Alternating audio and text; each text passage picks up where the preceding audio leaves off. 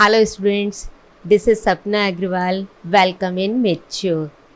In this session, we will start our new chapter, chapter number 3, Minerals and Power Resources. Do you know what is mineral? Okay, I'll tell you what is mineral. In this chapter, we will study about the topics and themes is a mineral and their importance. What is mineral? Minerals क्या होते हैं और उनकी importance क्या है अपनी life में. फिर नेक्स्ट टॉपिक होगा अपना टाइप्स ऑफ मिनरल्स. ये मिनरल्स कितने तरह के होते हैं. Next distribution of minerals. Minerals अपने पूरे वर्ल्ड में जितने भी कॉन्टिनेंट्स हैं, 7 कॉन्टिनेंट्स हैं, उनमें मिनरल्स का डिस्ट्रीब्यूशन किस तरह से, as well as in India also, कि इंडिया में कौन सा मिनरल कहाँ पे पाया जाता है, क्योंकि इनका जो डिस्ट्रीब्यूशन है पूरे अर्थ पे एक जैसा नहीं है, अनइक्वल डिस्ट्रीब्यूशन है. तो कौन सा मिनरल कहाँ पे मिलता है इसके बारे में स्टडी करेंगे. नेक्स्ट टॉपिक होगा कंजर्वेशन ऑफ मिनरल रिसोर्सेज. जैसा कि मैंने आपको स्टार्टिंग में ही बताया था, ये रिसोर्सेज क्या होते हैं जो हमारी नीड्स को सेटिस्फाई करते हैं और जिनसे हमारी ज़रूरतें पूरी होती हैं. तो जिन चीज़ों से हमारी ज़रूरत पूरी होती है तो हमें उनको कंजर्व भी करना चाहिए. तो उसी क्रम में हम अपने रिसोर्सेज लाइक जो मिनरल रिसोर्सेज का पढ़ रहे हैं उनके कंजर्वेशन के बारे में भी पढ़ेंगे. नेक्स्ट अपना टॉपिक होगा पावर रिसोर्सेज. मिनरल रिसोर्सेज पढ़ें, उसके साथ साथ पावर रिसोर्सेज की किन चीज़ों से हमें पावर मिलती है जो हमारे यूज़फुल होती है. फिर convention source of energy and next non conventional energy sources. ये जो एनर्जी के सोर्स हैं कन्वेंशनल होते हैं और नॉन कन्वेंशनल होते हैं, दोनों के बारे में भी पढ़ेंगे. और लास्ट टॉपिक होगा अपना conservation of power sources resources. जो अब इनको पावर रिसोर्सेज हैं, इनको किस तरह से कंजर्व करना चाहिए वो भी इस चैप्टर में पढ़ेंगे. तो इस तरह से हमारा जो पूरा चैप्टर होगा उसमें मिनरल्स एंड पावर रिसोर्सेज के बारे में डिटेल्ड डिस्कस किया जाएगा. Okay, now preview. Minerals and power resources are essential for the economic and industrial growth of country. जो अपने मिनरल्स और पावर रिसोर्सेज हैं वो किसी भी देश के लिए, ना केवल अपने देश के लिए बल्कि किसी भी देश के लिए उसकी इकोनॉमिक ग्रोथ और इंडस्ट्रियल ग्रोथ के लिए बहुत यूज़फुल होते हैं. क्योंकि इंडस्ट्रीज़ के लिए जो रॉ मटेरियल होता है वो इन्हीं मिनरल्स से मिलता है, या फिर पावर उसमें यूज़ होती है. जब इंडस्ट्री ग्रो करेंगी तो अपनी इकोनॉमिक ग्रोथ होगी, इकोनॉमिक ग्रोथ होगी अपना देश ग्रो करेगा.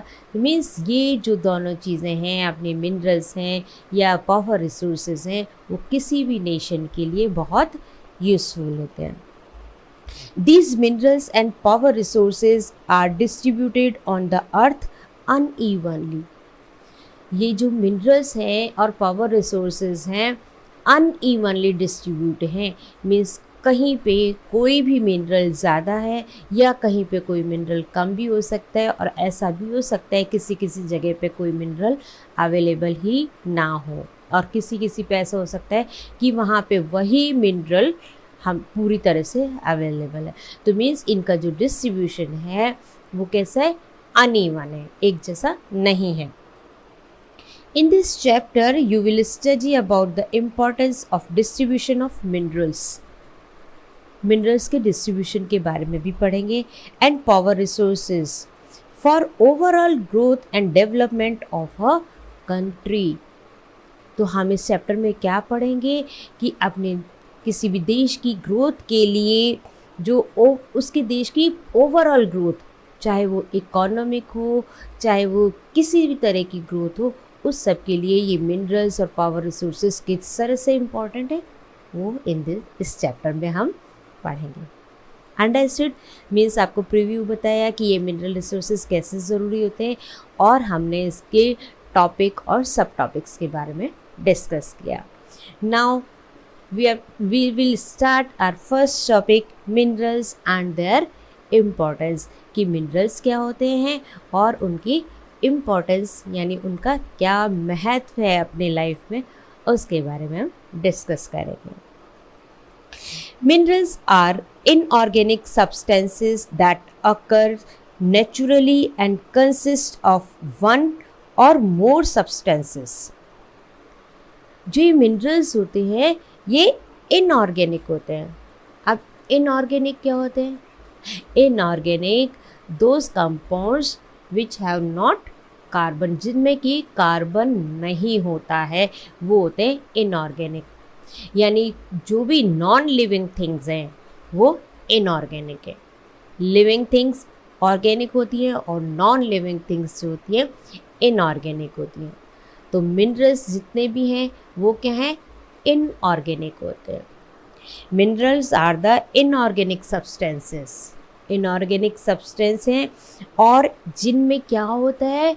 नेचुरली, प्राकृतिक रूप से एक या एक से ज़्यादा consist of one or more substances, एक से ज़्यादा पदार्थ होते हैं, सब्सटेंसेस होते हैं, निश्चित उनका संगठन होता है, दैट इज कॉल्ड मिनरल्स। समझ में आया ना? Minerals are the organic substances that occurs naturally and consist of one or more substances, जो एक या एक से अधिक संगठन से मिलके बना होता है, और इनऑर्गेनिक सब्सटेंसेस होते हैं वो मिनरल्स होते हैं। दीज सब्सटेंसेस जो एक या एक से अधिक है वो these substances have specific chemical composition, इनका एक अपना रासायनिक संगठन होता है, निश्चित रासायनिक संगठन होता है, and physical properties that help us to identify, और इनकी अपनी फिज़िकल प्रॉपर्टी होती है। फिज़िकल प्रॉपर्टी यानी उसको देखने से पता लग सकता है, उसकी हार्डनेस से पता लगा सकते हैं, उसकी सॉल्युबिलिटी जो होती है उससे पता लगा सकते हैं। ये इनकी फ़िज़िकल प्रॉपर्टीज़ है जिससे इनको आइडेंटिफाई किया जा सकता है, पता किया जा सकता है कि ये कौन से मिनरल है। अंडरस्टूड? तो मिनरल क्या होते हैं? Minerals are the inorganic substances. These substances have specific chemical composition and physical properties. Understood? समझ में आया? इन शॉर्ट में इनऑर्गेनिक कंपाउंड वो इनऑर्गेनिक सब्सटेंसेस होते हैं, और ये सब्सटेंसेस जिनमें कि केमिकल सब्सटेंसेस होते हैं, कंपोजिशन होते हैं, और इनकी फिजिकल प्रॉपर्टीज होती है। Understood? We use different things in our daily life made from metals. हम अपनी डेली लाइफ में, डेली की जो दिनचर्या होती है, इसमें हम हर चीज़ जो है मेटल से बनी हुई देख सकते हैं। The earth crust is made up of different metal extracted from minerals. अर्थ की जो लेयर्स होती है, इनके बारे में आपने पढ़ा है ना कि अर्थ अलग अलग लेयर से मिल कर के बना हुआ है। क्रस्ट होता है, मॉल्टन होता है ना। तो जिसका सबसे ऊपरी वाला भाग है अर्थ का, जो अर्थ क्रस्ट कहलाता है, वो विभिन्न प्रकार के अनेक डिफरेंट टाइप्स के मेटल्स से मिलकर बना हुआ है, जो कि एक्सट्रैक्ट फ्रॉम मिनरल्स से जो निकाले गए हो उनसे बना हुआ है। It is a naturally occurring substances with a definite internal structure, जिनका कि डेफिनेट यानी निश्चित इंटरनल स्ट्रक्चर होता है। किनका? मिनरल्स का जो स्ट्रक्चर होता है वो डेफिनेट होता है। Minerals are not evenly distributed over space, uneven distribution है इनका। Minerals are found in different types of geological environment under varying conditions. जब इनका डिस्ट्रीब्यूशन अनइवन होता है तो वो किस वजह से होता है? क्योंकि हर एक जगह का जियोलॉजिकल एनवायरनमेंट अलग है और उनकी कंडीशंस अलग होती है, तो इसी वजह से मिनरल्स भी अलग अलग जगह पे अलग अलग तरह के होते हैं due to geological conditions and geological environment and varying conditions. They are created by natural process. इन मिनरल्स को हम नहीं बनाते, मैन मेड नहीं होते, ये नेचुरल प्रोसेस से अपने आप बनते हैं। मीन्स बेसिकली ये अपने आप बनते हैं, इनको क्रिएट करके हम दूसरी चीज़ों में यूज़ कर सकते हैं, लेकिन बनते ये अपने आप ही, नेचुरल प्रोसेस होता है इनको। They can be identified on the basis of their physical properties. इनकी हम फिजिकल प्रॉपर्टीज़ से पहचान सकते हैं और इनकी केमिकल प्रॉपर्टीज़ से पहचान सकते हैं। अब physical properties such as colour, density, hardness, ये इनकी फिजिकल प्रॉपर्टीज़ हैं, और उसकी chemical properties such as solubility. Solubility means क्या होता है, यदि वो पानी में घुल रहा है, सॉल्युबल हो रहा है, नॉट ओनली पानी, किसी भी चीज़ में वो सॉल्युबल हो सकता है। तो इसको आइडेंटिफाई करने के लिए, आइडेंटिफाई करने के कौन कौन से 2 तरीके हो गए। फर्स्ट मेथड हो गया इसकी physical properties.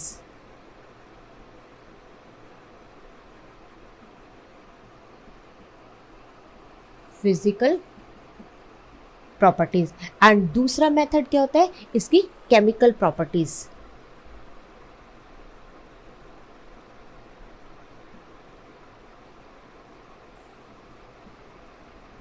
Okay, physical properties कौन कौन सी होती हैं। फिजिकल प्रॉपर्टीज है लाइक इसका कलर, हार्डनेस, डेंसिटी, और केमिकल प्रॉपर्टीज में solubility.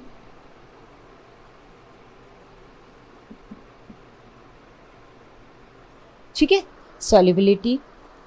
These are the identification method.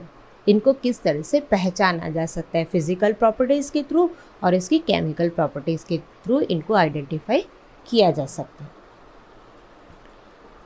Almost everything that we use from a thin pan to multi storage building all are made up of minerals. हम जो भी चीज़ use करते हैं, कुछ भी चीज़ की ले लीजिएगा, आपके क्लासरूम में ये बोर्ड, ये मार्कर, ये duster, everything is made up from minerals. आप पेन से लेकर के मल्टी स्टोरी बिल्डिंग तक को देख लो, सब कुछ किससे बना है, मिनरल से बना है। लाइक आप किसी भी बिल्डिंग को देखिएगा, आपको एक बिल्डिंग दिखाई दे रही है, लेकिन ये बिल्डिंग बनी किन चीज़ों से है। इसको बनाने के लिए सीमेंट यूज़ हुआ है, सैंड यूज़ हुआ है, लाइमस्टोन यूज़ हुआ है, आयरन यूज़ हुआ है, different types of stones use हुए हैं। सब क्या हैं, ऑल दीज आर मिनरल्स। ये सब कुछ मिनरल से बना हुआ। ये पेन, ये मार्कर किसका बना है, प्लास्टिक का बना है। और प्लास्टिक क्या है, ये भी एक तरह का मिनरल से ही बना हुआ कंटेंट होता है।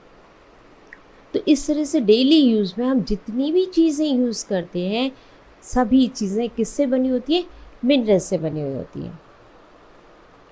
Cars, buses, trains, aeroplanes are manufactured from minerals and run on power resources.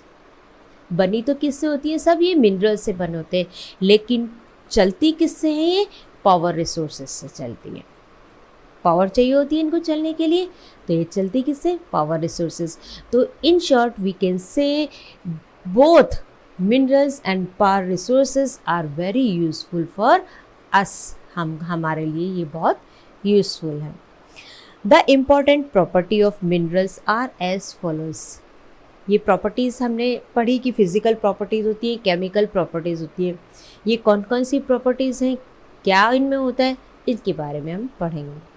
First है हार्डनेस, कि मीन्स कोई भी मिनरल कितना हार्ड है। हार्डनेस को किससे पता लगाएंगे, it refer to resistance to scratching, breakage and cleavage.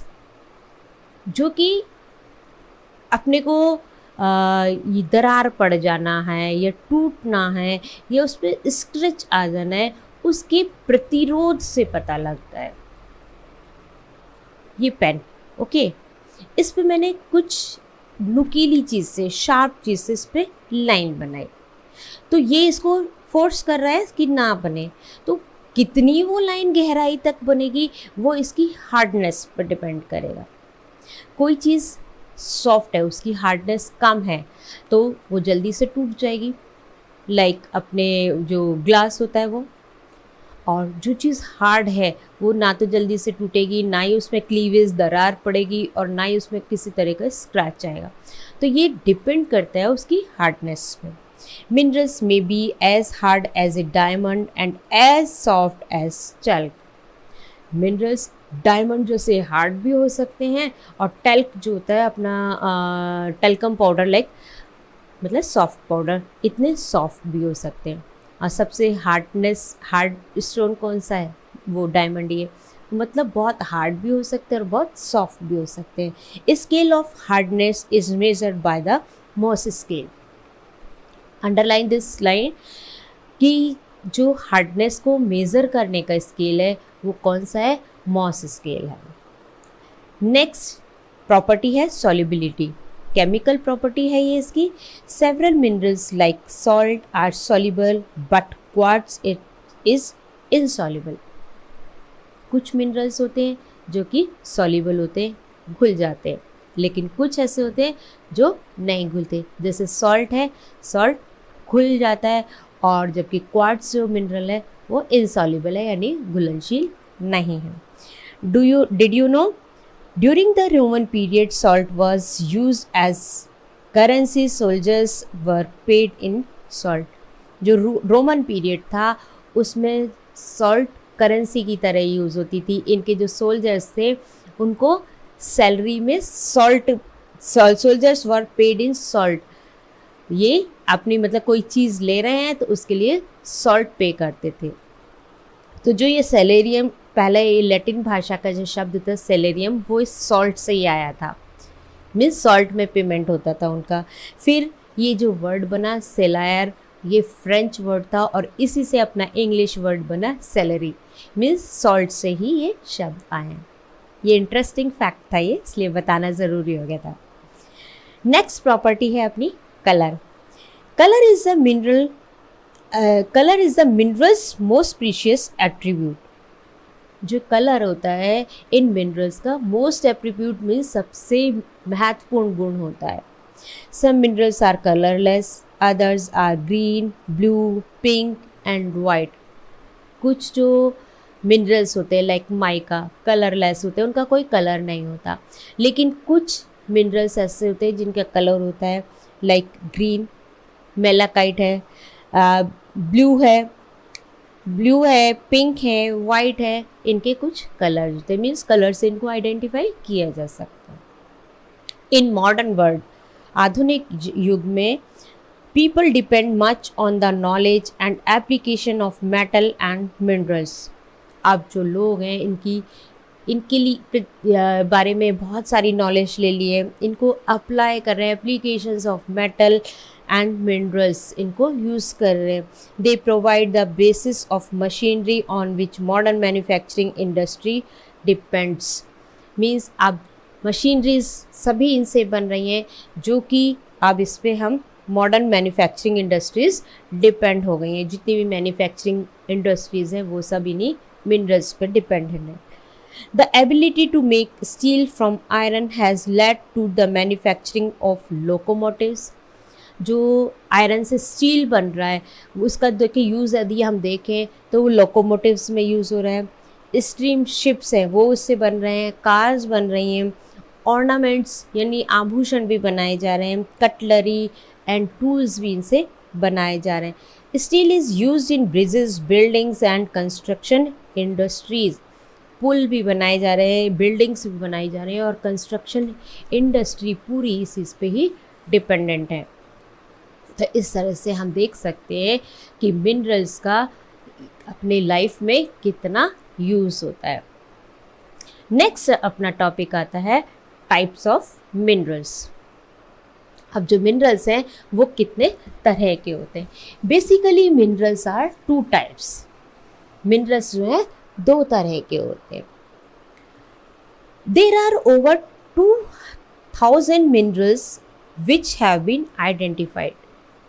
मतलब करीब करीब 2000 मिनरल्स आइडेंटिफाइड है जिनके बारे में हमें पता है, but only a few have been abundantly found, लेकिन इनमें से कुछ ही अपने को प्रचुर मात्रा में मिलते हैं.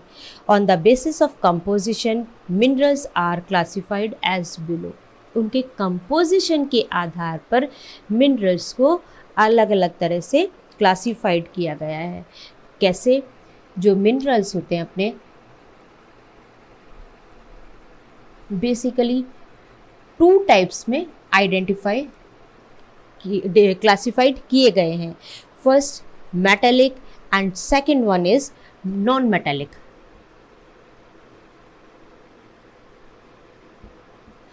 Metallic and non metallic. अब नाम से ही समझ में आ रहा है, जिनमें मेटल है वो मेटालिक और जिनमें मेटल नहीं है वो नॉन मेटालिक. मेटल किन में होता है?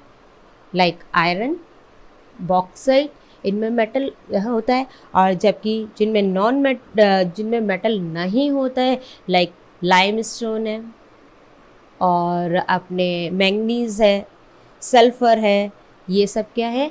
इनमें नॉन मेटल नहीं होता है.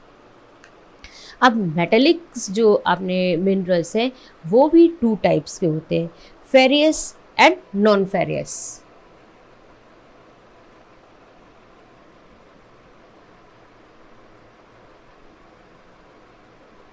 Furious double R FERROUS and non furious.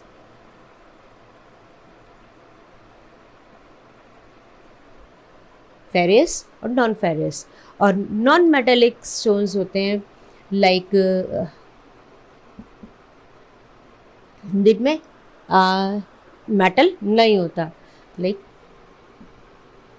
Limestone. Okay. Furious कौन से होते हैं? Containing iron. और ferrous metallic, non metallic. Metal जिनमें होता है मेटेलिक और नॉन मेटेलिक जिनमें मेटल नहीं होता है. ये 2 टाइप्स के होते हैं. फेरियस जिनमें कि आयरन होता है और नॉन फेरियस जिनमें आयरन नहीं होता है, आयरन कंटेंट नहीं होता है, वो होते हैं अपने non furious. Okay. The metallic minerals contains metals. Metals are hard substances that conducted heat and electricity. जो मेटलिक मिनरल्स होते हैं ये हार्ड सब्सटेंसेस होते हैं और जिनमें की हीट एंड इलेक्ट्रिसिटी कंडक्ट हो सकती है. एंड दे हैव लस्टर, इनमें चमक भी होती है. They can be beaten into sheets and drawn into wire. इनको बीट करके शीट बनाया जा सकता है और शीट बनाने के बाद क्या किया जा सकता है? इनसे वायर बनाए जा सकते हैं. Metallic minerals may be ferrous which contains iron और non ferrous minerals which do not contain iron. यानी फेरियस जिनमें आयरन होता है और नॉन फेरियस जिनमें आयरन नहीं होता है. The minerals fuel like For example, the non-metallic minerals do not contain metals. और non-metallic जो होते हैं उनमें metal नहीं होता है. For example, limestone, mica and gypsum. The mineral fuels like coal, petroleum and natural gas are also non-metallic resources. Means coal है, petroleum है,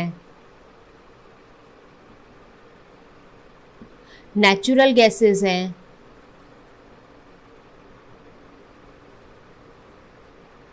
these all are also non-metallic minerals. Understood? तो फेरियस जो अपने metallic minerals हैं उनके example है iron ore, manganese, निकल. और जबकि नॉन फेरियस के जो एग्जाम्पल हैं वो है copper, lead, tin, bauxite etcetera. Non metallic examples हैं अपने mica, sulphur, granite, limestone, marble, sandstone etcetera. और ये जो अपने हैं कोल है, पेट्रोलियम है, नेचुरल गैसेस हैं, ये क्या हैं अपने सब एनर्जी रिसोर्सेज है।